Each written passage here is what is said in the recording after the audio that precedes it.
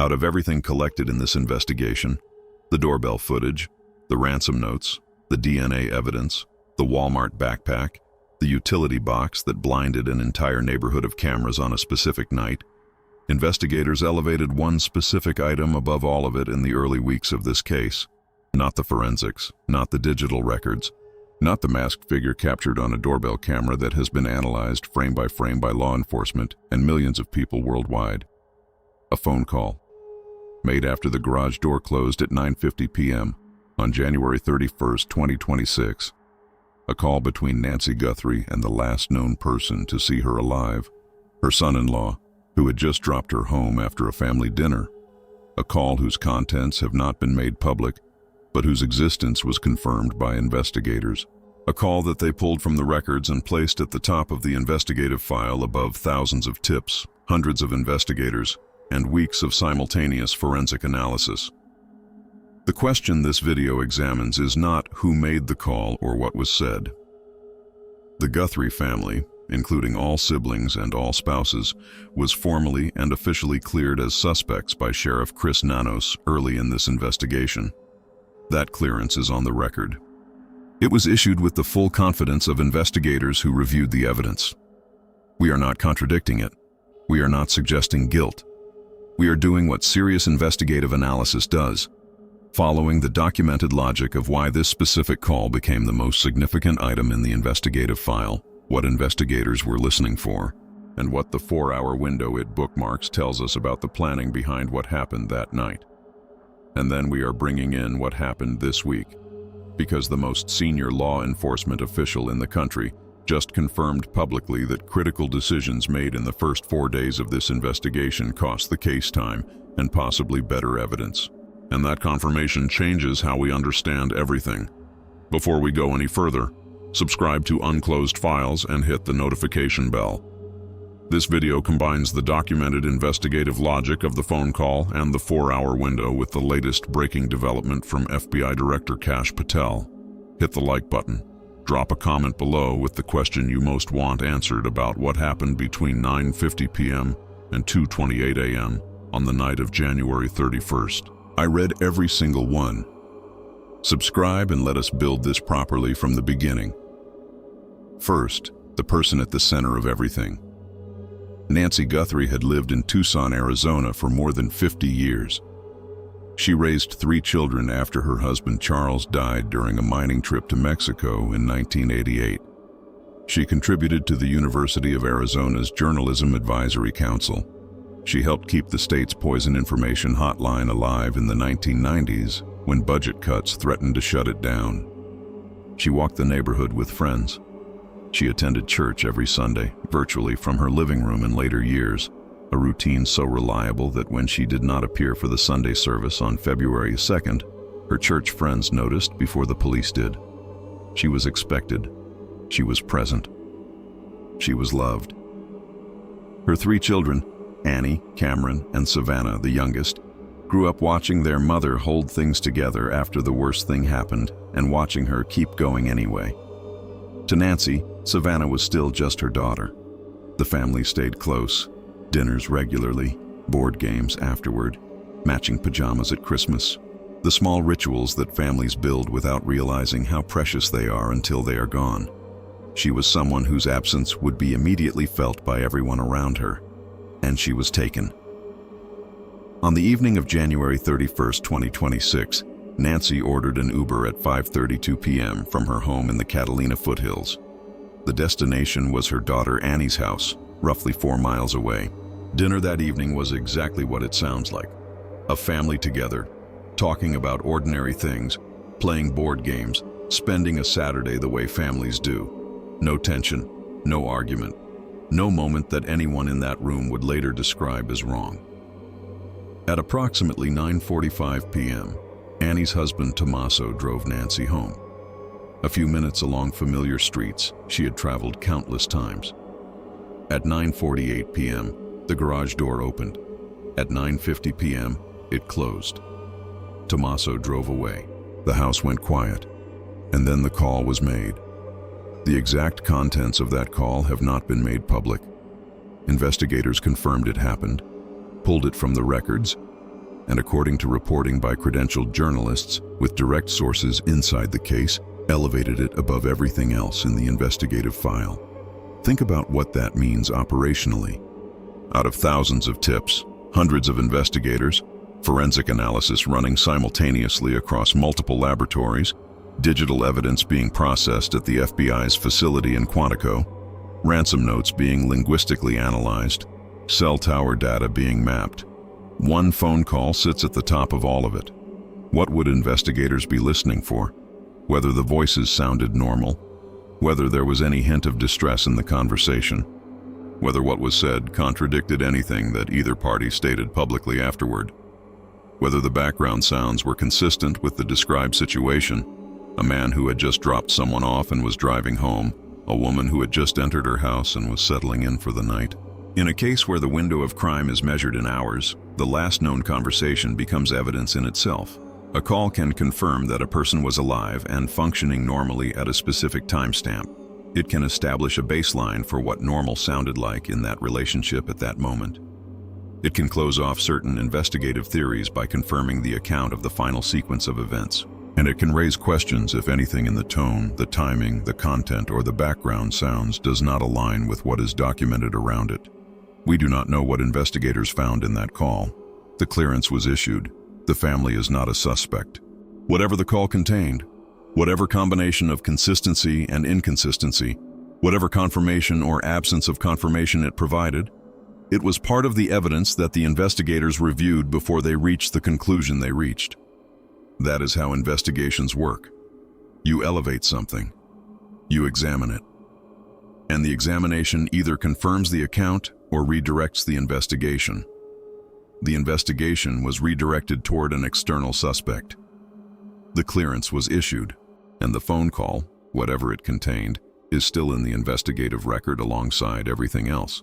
Now let us talk about the 4-hour window, because the call bookmarks the beginning of the most carefully analyzed stretch of time in this entire investigation.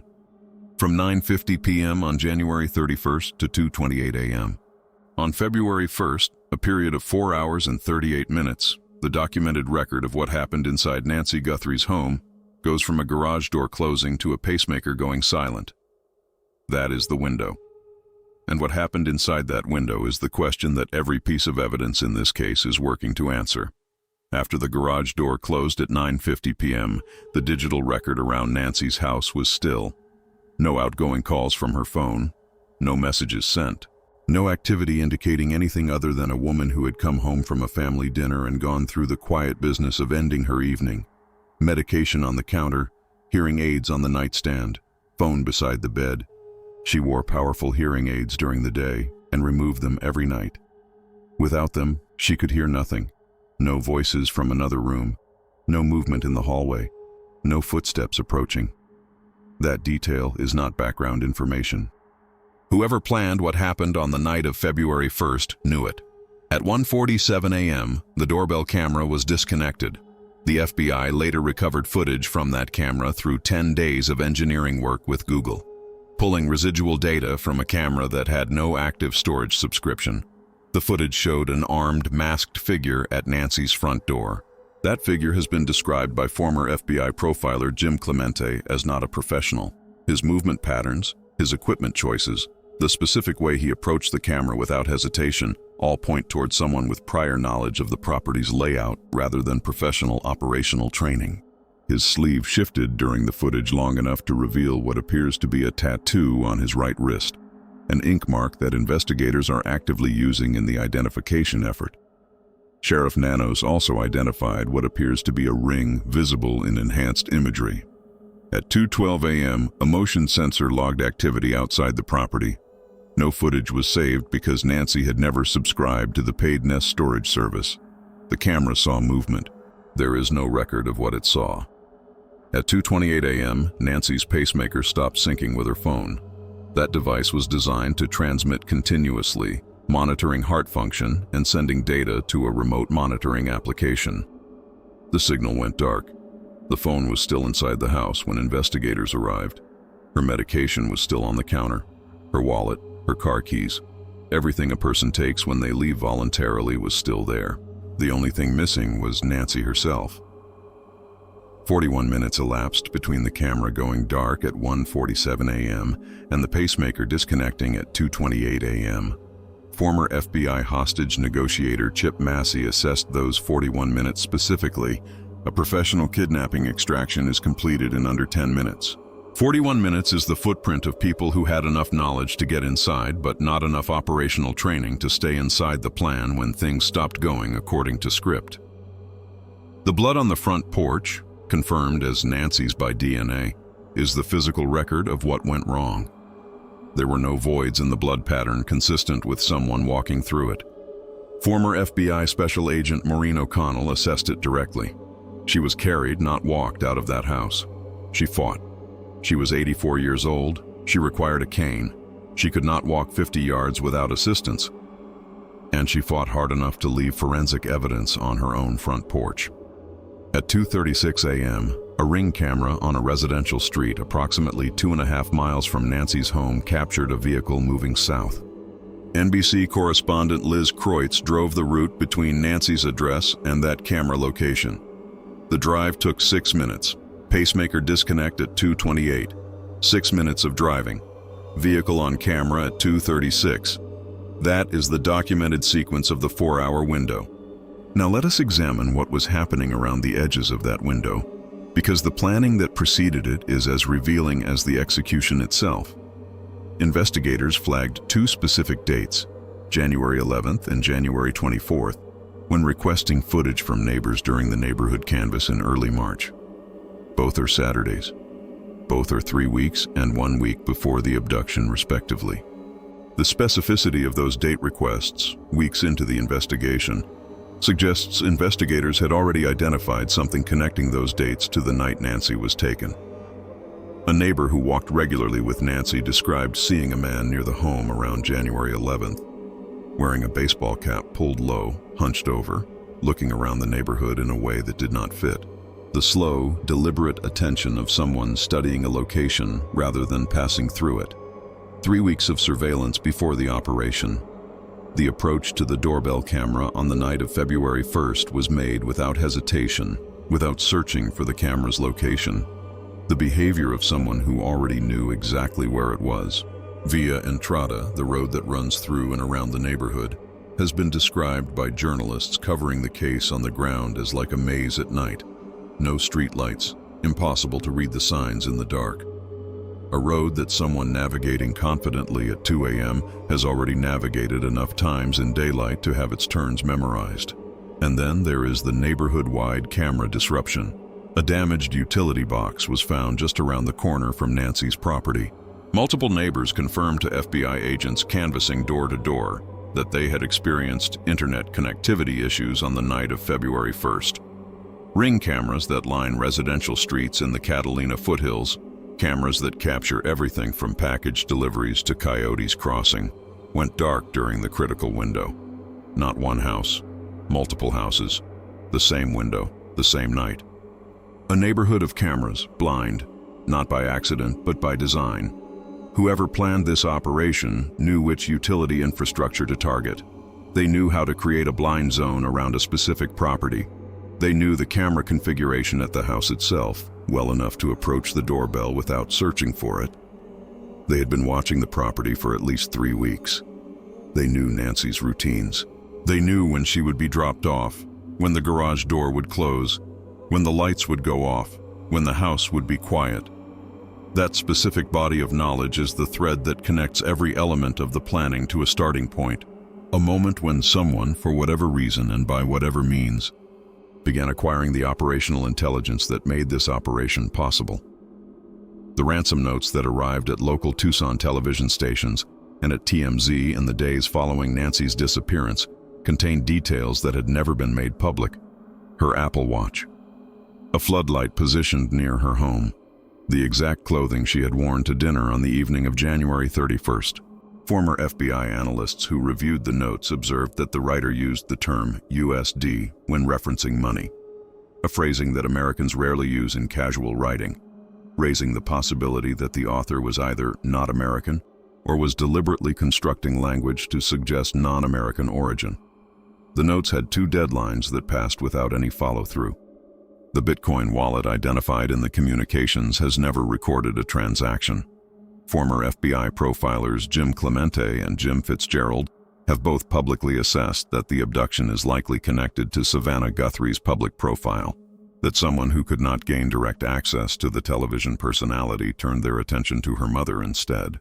Fitzgerald said he does not believe the ransom demands were authentic. He described the crime as driven by psychological motivation rather than financial gain. That assessment aligns with the physical evidence from the backpack.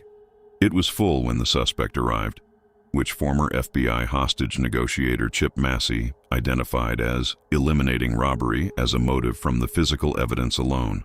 You don't bring a packed bag to a theft. You bring an empty one to fill. This backpack was packed in advance with a specific purpose.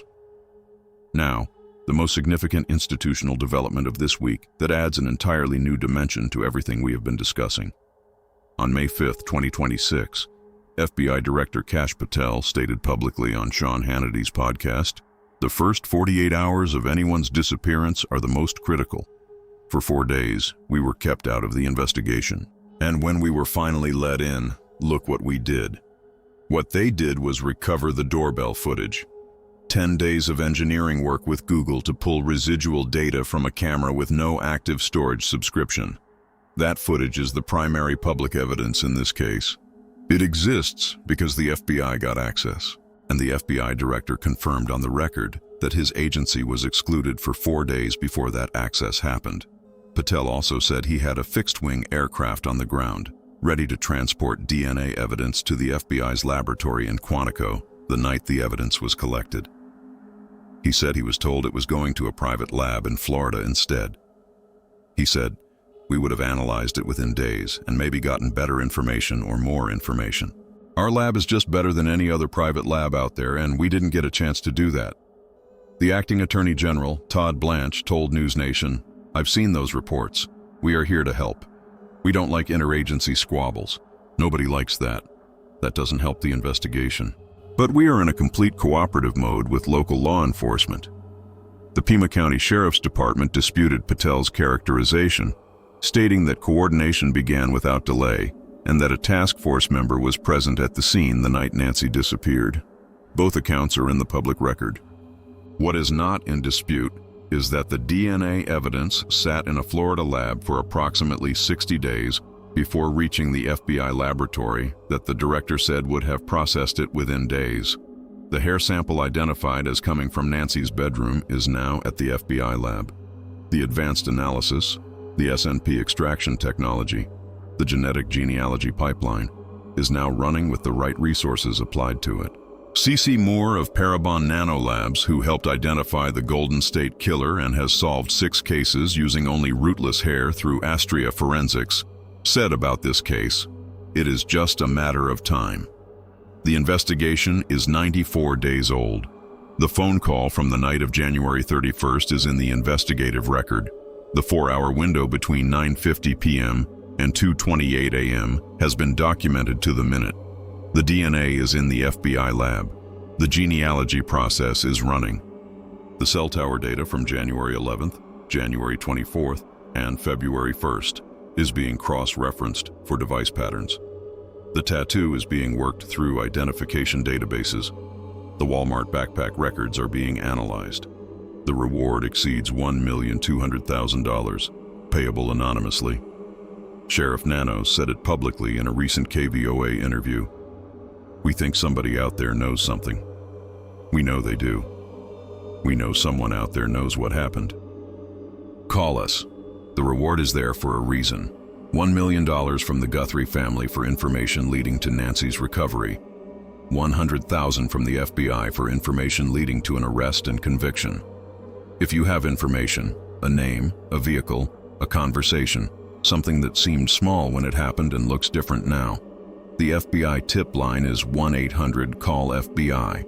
Submit tips at tips.fbi.gov. The Pima County Sheriff's Department tip line is 520-351-4900. You can also submit anonymously through 88crime at 88crime.org. Subscribe to Unclosed Files. Hit the notification bell. We follow every verified development in this case as it happens. This video was produced for informational and educational purposes only, based on publicly available sources including KVOA, NBC News, Fox News, AZ Family, Parade, Men's Journal, News Nation, and on the record statements from named credentialed professionals. The Guthrie family, including all siblings and all spouses, has been formally and officially cleared as suspects by the Pima County Sheriff's Department. No individual has been charged in connection with this case. All individuals referenced are presumed innocent unless formally charged and convicted in a court of law. The Pima County Sheriff's Department has disputed FBI Director Patel's characterization of early coordination. This channel has no affiliation with the Guthrie family, the Pima County Sheriff's Department, or the FBI. Nancy Guthrie deserves to come home. The phone call is in the record. The 4-hour window is documented. The answer is in the pipeline, and we will be here when it surfaces. Let us also examine what the specific knowledge embedded in the ransom notes tells us about the planning architecture of this crime, because it is one of the most analytically significant and under-examined dimensions of the investigation.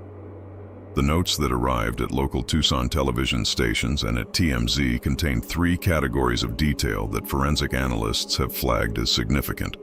First, the Apple Watch, a piece of technology that Nancy wore and that would only be known to people who had direct visual access to her in the days or hours preceding the abduction.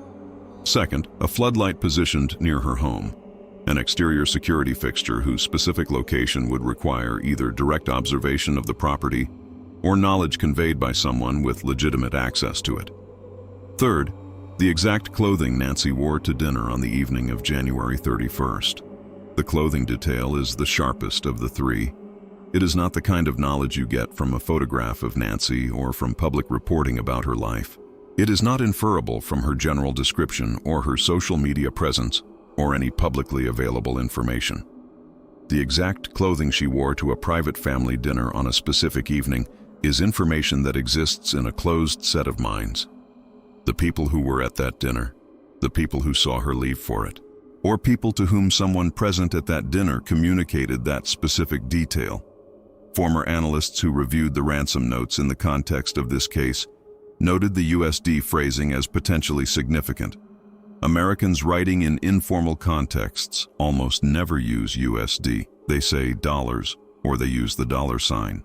USD is the formatting of international financial communication, of wire transfer systems, of cryptocurrency exchanges. The analyst who flagged it publicly said it could mean the author is not American, or it could mean the author was deliberately constructing language designed to suggest non-American origin to redirect investigative attention. Both interpretations are possible. Both are consistent with the documented evidence. What they share is a common implication. The choice of language was deliberate. Someone writing these notes thought about how they would read and made choices accordingly. That level of intentionality in communication is consistent with the level of intentionality visible in every other dimension of the operation.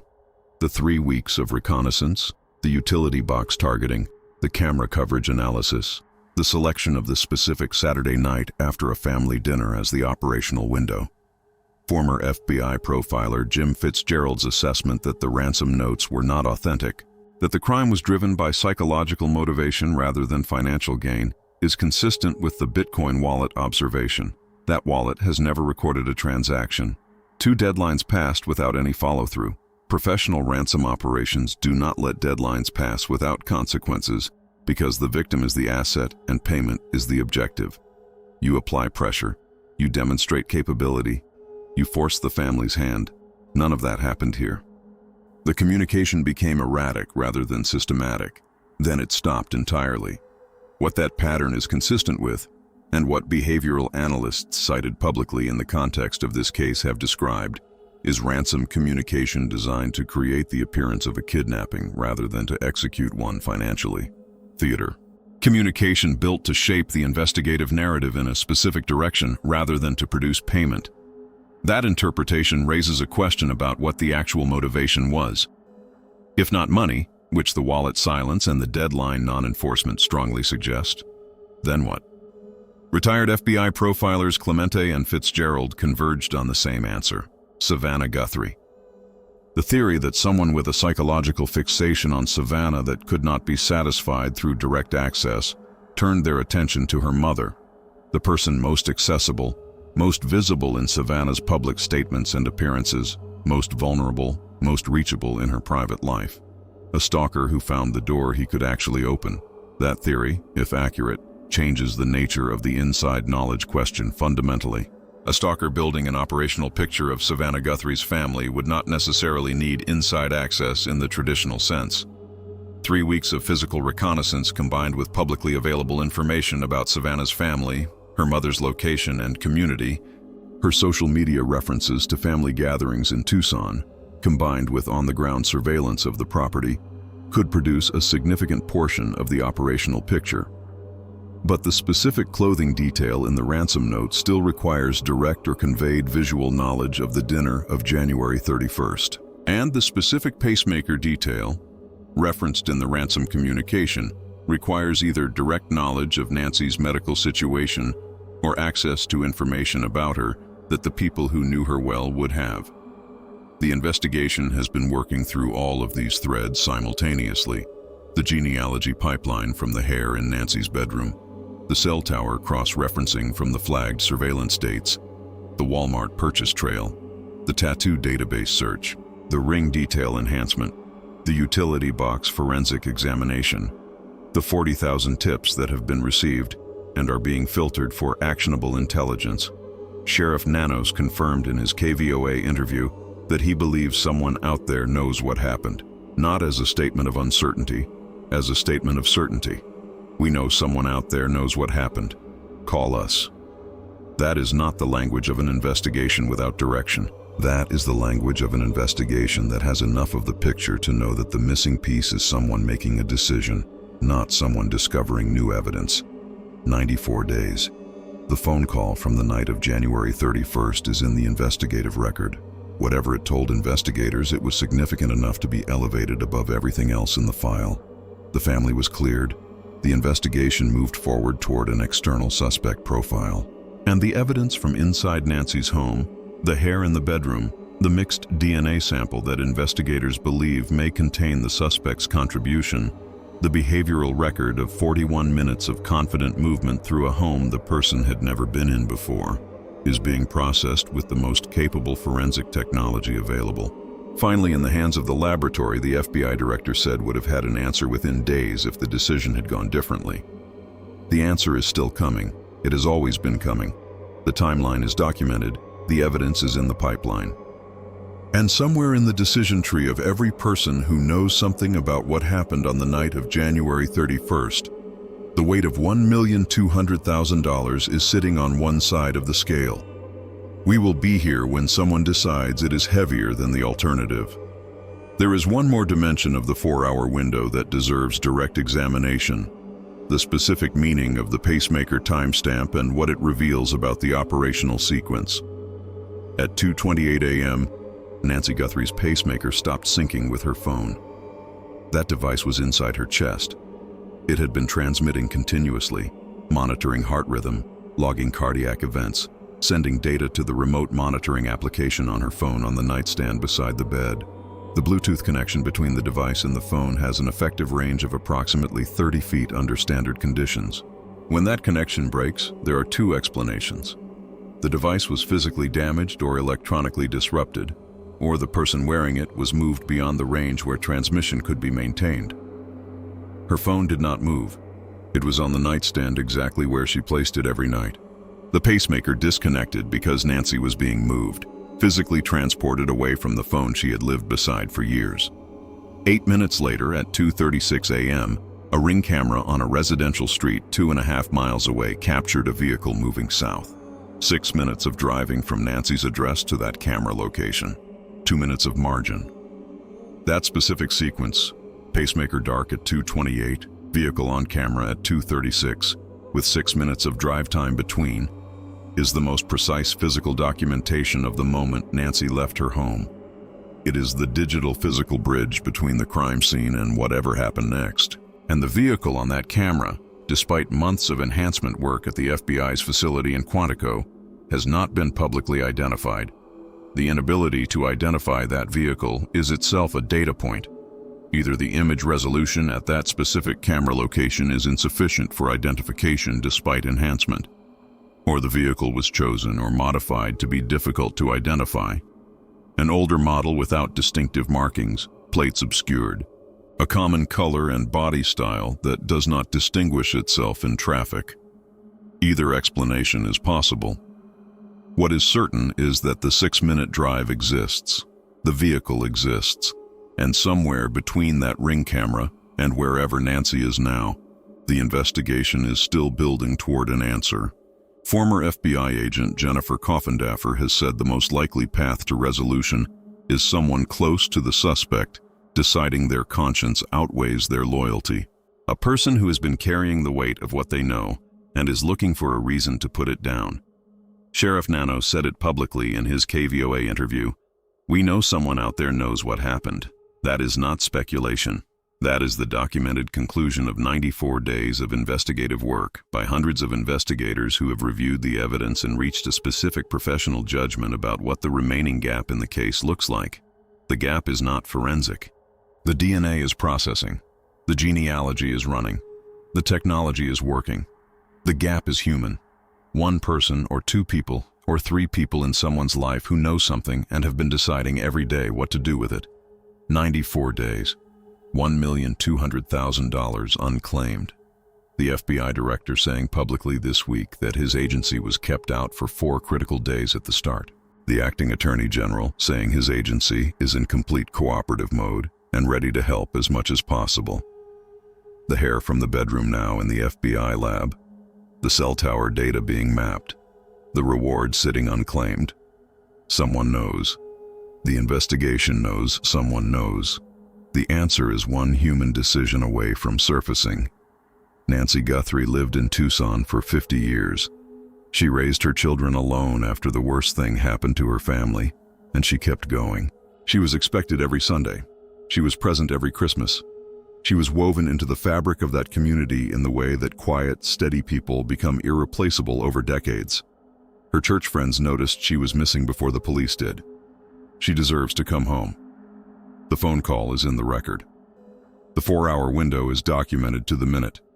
The evidence is in the right laboratories. And the answer is coming. We will be here when it does.